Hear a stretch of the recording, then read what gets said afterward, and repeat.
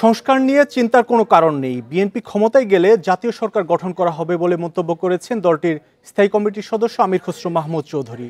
এছাড়া দলের প্রস্তাবিত ৩১ দফা বাস্তবায়নের আশ্বাসও দিয়েছেন তিনি। সকালে রাজধানীর ইঞ্জিনিয়ার্স ইনস্টিটিউটে গণফোরামের ৭ম জাতীয় কাউন্সিলে এসব কথা বলেন তিনি। আমির খসরু বলেন, নানা কায়দায় অস্থিতিশীলতা তৈরির চেষ্টা চলছে। যে ঐক্যের মাধ্যমে ফ্যাসিস্টদের তাড়ানো হয়েছে সেই ঐক্য ধরে রাখতে হবে। সাম্প্রদায়িক ইস্যুতে অস্থিরতা সৃষ্টির চেষ্টা হচ্ছে বলে অভিযোগ করেন বিএনপির এ নেতা। অন্তর্বর্তী সরকার ছাড়া শান্তিপূর্ণ নির্বাচনে যাওয়া সম্ভব নয় বলেও মনে করেন তিনি।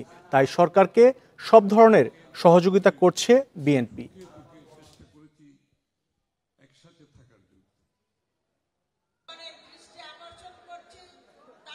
জনগণের আকাঙ্ক্ষা, প্রত্যাশা এবং জনগণের মালিকানা ফিরিয়ে দিতে হলে আপনাকে গণতান্ত্রিক অর্ডারে ফিরে যেতে হবে। যুদ্ধটা ছিল কিন্তু গণতন্ত্রের, বাংলাদেশের স্বাধীনতা যুদ্ধটা ছিল গণতন্ত্রের জন্য, ফ্যাসিস্টের বিরুদ্ধে কিন্তু যুদ্ধটা ছিল গণতন্ত্রের জন্য, জনগণের মালিকানা ফিরে পাওয়ার জন্য। 10 দিনের সফরে লন্ডন গেলেন বিএনপি মহাসচিব মির্জা ফখরুল ইসলাম আলমগীর। সকাল 8টার দিকে বাংলাদেশ বিমানের একটি ফ্লাইটে ঢাকা ছাড়েন তিনি। এ সফরে তার সঙ্গে রয়েছেন তার স্ত্রী রাহাতারা বেগম। সবশেষ 2018 সালে একাদশ সংসদ নির্বাচনের আগে দুবার লন্ডনে যান বিএনপি মহাসচিব। 5 আগস্ট আওয়ামী লীগ সরকারের পতনের পর এবারই প্রথম সরাসরি লন্ডনে যাচ্ছেন মির্জা ফখরুল। বিভিন্ন সূত্র জানিয়েছে, লন্ডন সফরে বিএনপির ভারপ্রাপ্ত চেয়ারম্যান তারেক রহমানের সঙ্গে নানা গুরুত্বপূর্ণ বিষয়ে বৈঠক করবেন তিনি। এছাড়া দলীয় কয়েকটি অনুষ্ঠানেও তার যোগ দেওয়ার কথা রয়েছে। সফরসূচি অনুযায়ী আগামী 11 ডিসেম্বর দেশে ফেরার কথা রয়েছে বিএনপি মহাসচিবের।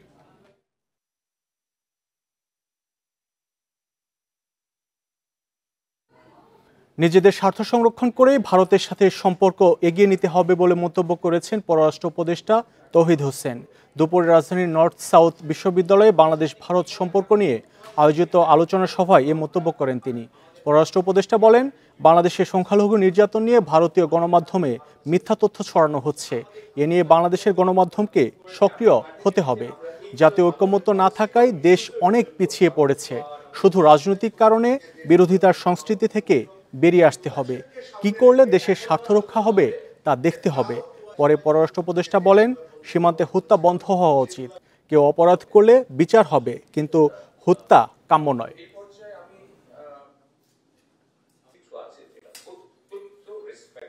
কোনো দলের কথা বলছি না, আমি বলছি যে যদি দেখা গেছে সরকারি দল কিছু একটা যদি বলেছে, সঙ্গে সঙ্গে অপোজিশন সেটা সম্পূর্ণ বিরোধিতা করেছে, এর সাথে বিবেচনাই আমার মনে হয়েছে বিবেচনাই নেয় না যে আমাদের জাতীয় স্বার্থ আছে কিনা। এই জিনিস থেকে আমাদের বেরোতে হবে। আমাদেরকে অবশ্যই জাতীয় স্বার্থ যেখানে আছে সেখানে জাতীয় ঐক্যমত থাকতে হবে। বাংলাদেশের সংখ্যালঘু নির্যাতন নিয়ে মিথ্যা তথ্য ছড়ানো হচ্ছে। কিছু কুচক্রী মহল ভুয়া, মিথ্যা ও অতিরঞ্জিত প্রতিবেদন প্রকাশ করছে বলে জানিয়েছেন জাতিসংঘে বাংলাদেশের স্থায়ী প্রতিনিধি তারেক মোহাম্মদ আরিফুল ইসলাম। বৃহস্পতিবার সুইজারল্যান্ডে জাতিসংঘের সংখ্যালঘু বিষয়ক ফোরামের 17তম অধিবেশনে এসব জানান তিনি।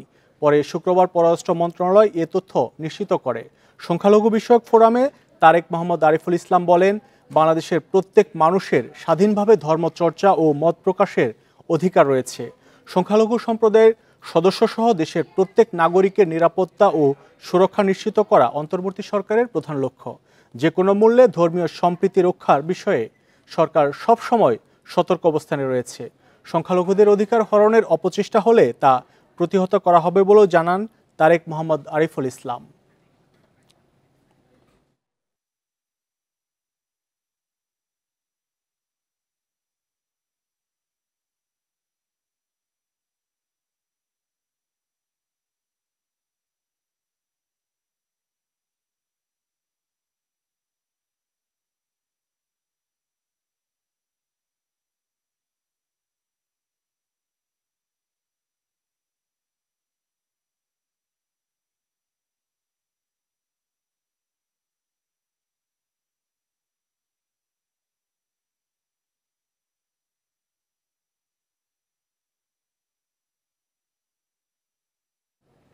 এ বিষয়ে কথা বলতে আমাদের স্টুডিওতে আমাদের সঙ্গে যোগ দিয়েছেন অন্তর্বর্তীকালীন সরকারের প্রধান উপদেষ্টার প্রেস সচিব মোহাম্মদ শফিকুল আলম।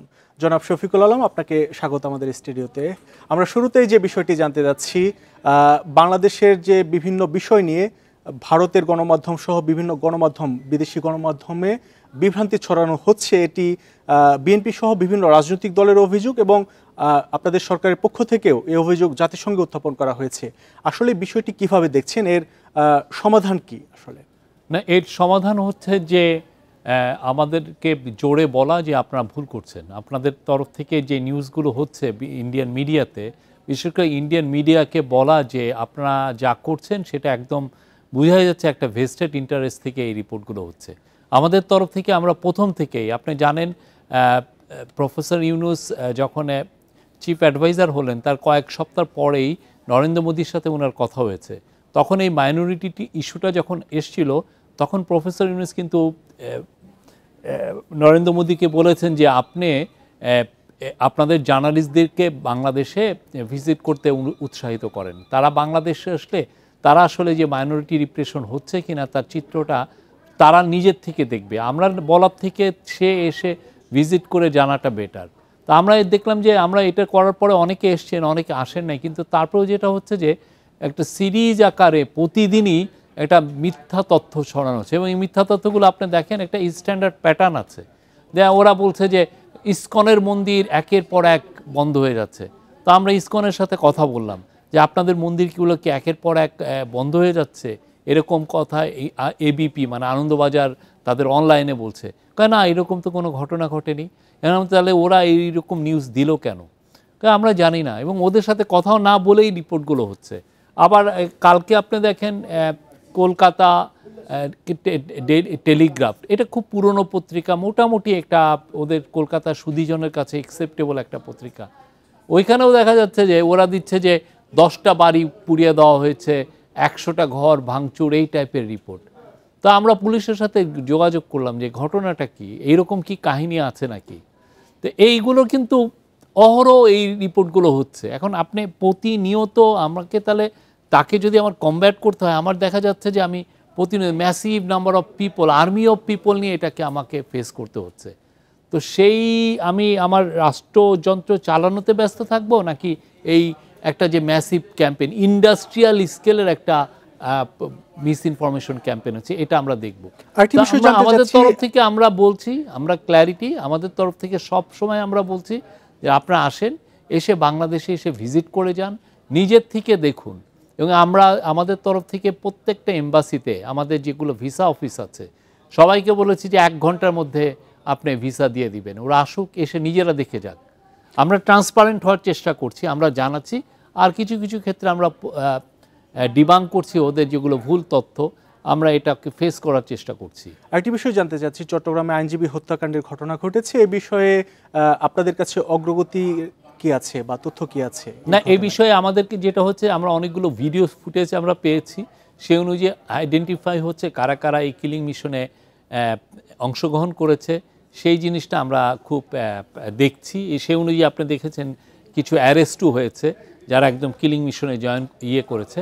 আর একটা হচ্ছে যে এই মোটিভটা কি ছিল, কারা করলো, কেন করলো, এই জিনিসগুলো তো মানে একটু খুব বটমে অনেকে পপুলার কথাবার্তা অনেক ফেসবুকে বলা যায় যে এরা করছে, বা এটা তো আমাকে ইনভেস্টিগেশন করে ইস্ট্যাবলিশ করতে হবে।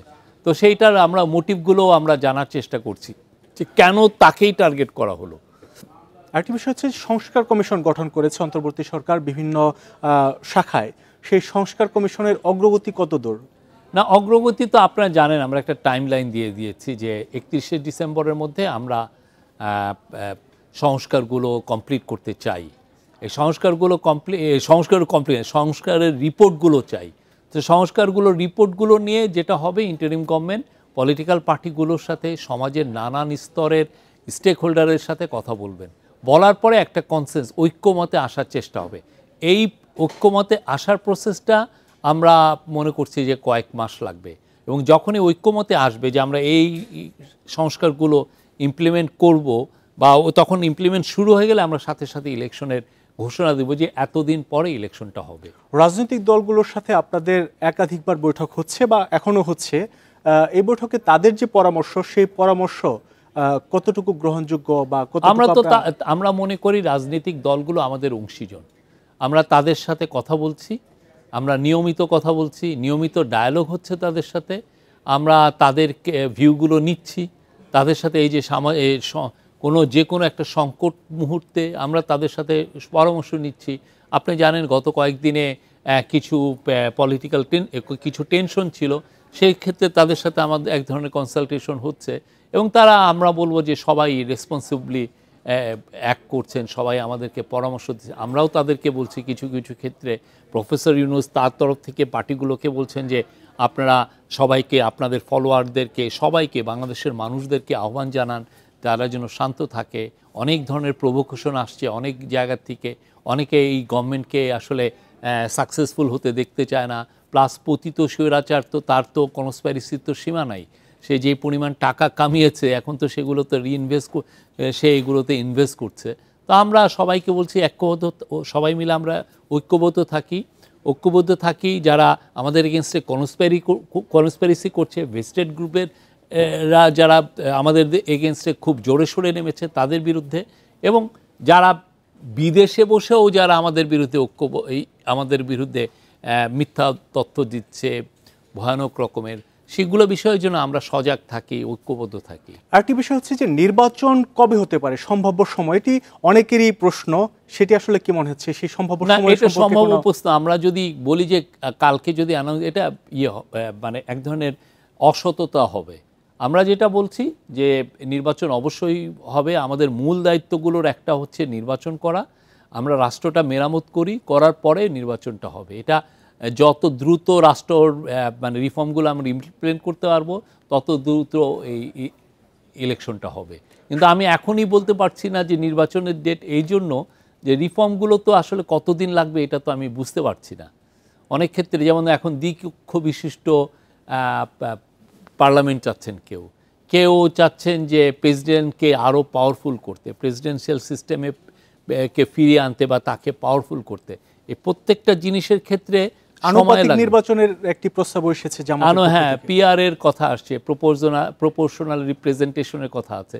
আমরা তো সবগুলো নিয়েই, এগুলো নিয়ে কথা বলতে হলে এগুলোর সাথে আবার নির্বাচনের টাইমিংয়ের একটা বিষয় আছে, কে কিভাবে প্রিপেয়ার্ড হয়। তো এই জন্য আমরা পলিটিক্যাল পার্টিগুলো যে খুব বেশি আমাদেরকে এইটা নিয়ে আমাদেরকে চাপ দিচ্ছে তা না, ওরা মনে করছে যে এটা দিলে ভালো। বাট আমরা বলছি যে দেখো, এটা আমরা দিতে পারছি না যদি না রিফর্মগুলো আমরা কিছু না করি। ওইটা করার পরে সাথে সাথে আমরা ইলেকশনের ডেট দিব। শেখ হাসিনাকে দেশে ফিরিয়ে আনার ব্যাপারে কতটুকু অগ্রগতি? এটার পুরোটা তো লিগ্যাল প্রসেস। অবশ্যই আমাদের ডিটারমিনেশন হচ্ছে তাকে এনে, সে যে ভয়াবহ রকমের হত্যাকাণ্ড করলো বা গত 15 বছরে যে অপশাসন করলো, এই যে লুটপাটের, তো সে নেতৃত্ব উনিই দিয়েছেন, ঠিক না? তার নেতৃত্বেই তো একটা অলিগার্কি তৈরি হয়েছে। প্লাস হচ্ছে যে এই হাজার হাজার মানুষ গুম হয়েছে, নিরীহ মানুষকে আপনি গুম করে কাউকে আপনি মেরে ফেলেছেন, কাউকে 60 দিন রেখেছেন অন্ধকার প্রকোষ্ঠে। আপনি সেই দিন আপনি দেখেছেন মাইকেল চাকমা দেখাচ্ছিলেন যে কিভাবে তাকে একটা কালো কাপড় দিয়ে দিনের পর দিন বেঁধে রাখা হয়েছে বা বছরের পর বছর। তো এইগুলো উনি যে এই কাজগুলো করলেন, এটার বিচার হবে না? এই বিচারটা আমরা অবশ্যই করব, তাকে অবশ্যই দেশে এনে তাকে এক্সট্রাডিশন করে আমরা এখানে তাকে বিচার। কিন্তু এই পুরো প্রসেসটা নির্ভর করছে লিগ্যাল প্রসেসের উপরে। লিগ্যাল কিছু আমাদের সাথে ইন্ডিয়ার তো একটা এক্সট্রাডিশন ট্রিটি আছে, তো ওই এক্সট্রাডিশন ট্রিটিতে তাকে আমরা যদি ফেরত চাই তাহলে এইখানে কিছু লিগ্যাল প্রসেস আমাকে কমপ্লিট করতে হয়। সেই লিগ্যাল প্রসেসটার মধ্যে আছি, এটা কমপ্লিট করতে কিছু সময় নেবে। জনাব শফিকুল আলম, আপনাকে অনেক ধন্যবাদ আমাদের সাথে সময় দেওয়ার জন্য। Thank you. এই ছিল বিরতিহীন সংবাদ দুপুর। ইন্ডিপেন্ডেন্ট টেলিভিশনের সব খবর বিস্তারিত জানতে চোখ রাখুন ইউটিউব, ফেসবুক এবং এক্সে। এতক্ষণ সাথে থাকার জন্য ধন্যবাদ সবাইকে।